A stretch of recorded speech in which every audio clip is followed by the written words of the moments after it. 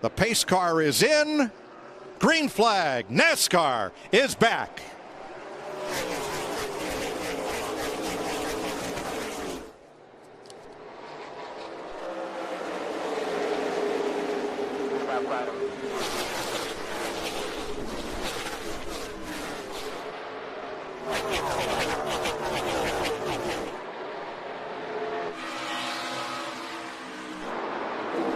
Trouble back straight away.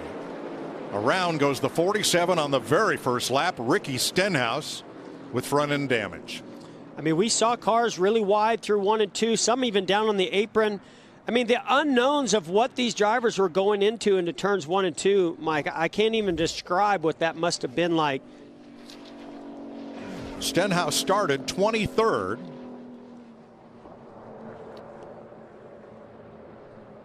You can see here already 3 wide. Kyle Busch on the outside, all the way down on the apron. The 00 gets some contact from John Hunter Nemechek. You can see Reddick still on the bottom. Oh, Stenhouse almost 4 wide at the very bottom, makes contact, sends him directly into that inside wall and into that safer barrier. And in that initial skirmish, one of those cars involved was Quinn Houff, who has never turned a lap here, and yet started this race from 27. So damage front and rear to Stenhouse. That looks, heavy I don't know, damage. Jeff, pretty terminal. And just, the disappointment of how much hard work and effort went into getting this car ready to get here to the racetrack and to have it all almost, I mean, it's not completely gone, but to have it start like that off of turn 2, boy, that's got to be disappointing for everybody involved in that 47 team.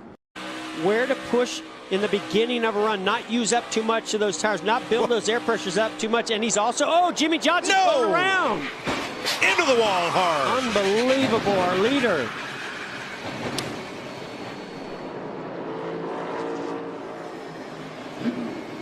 Shaking his head, boy, he's frustrated with that. Had such a great car, great race going on. Came up on some lap traffic there. I know his car had been really loose.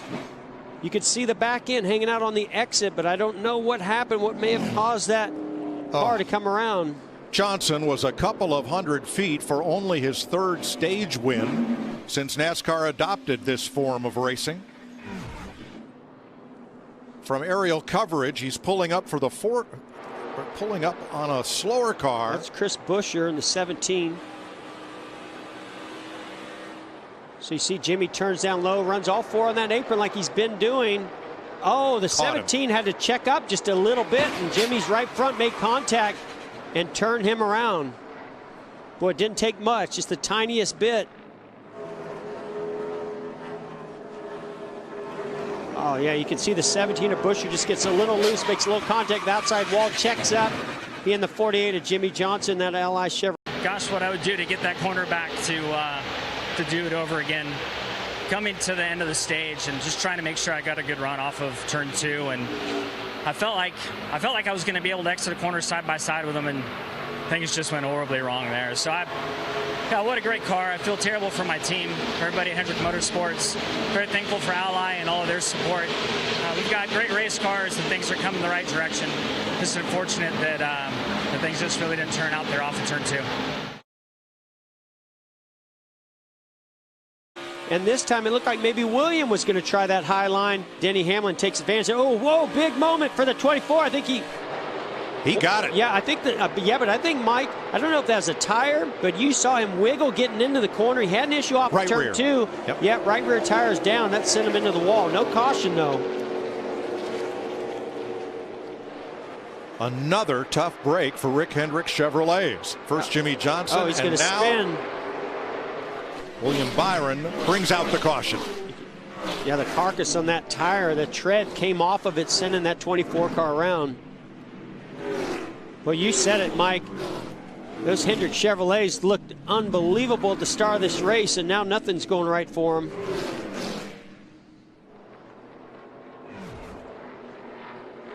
So this is going into turn 3 after Denny Hamlin just made the move. You saw right away an issue for William Byron in that 24 car. The car wiggled, stepped out. He just tried to correct it and made contact with outside wall. I really believe this started back off of turn 2, because when Denny was able to get to the inside of him, that had not been the lane that he had been running, and he had to really check up there when Denny went by. I think something was going on even earlier. Eric Jones had to jump on the brakes. Evasive action there.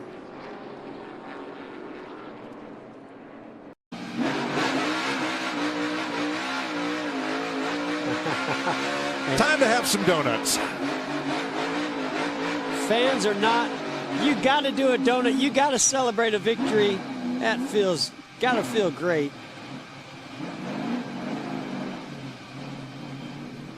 Harvick led 159, a little more than half the laps today. And now heads for the start-finish line. Well, he'll be greeted by Regan Smith.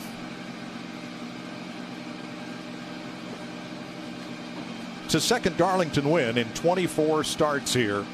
And he becomes the 27th driver to own multiple Darlington victories. And he keeps a great string intact. He is the only driver to finish in the top 10 in every race of this young season. And he's burned down the house for you folks watching at home. Glad to have you with us on Fox as NASCAR returns to action. And don't forget, we're right back here on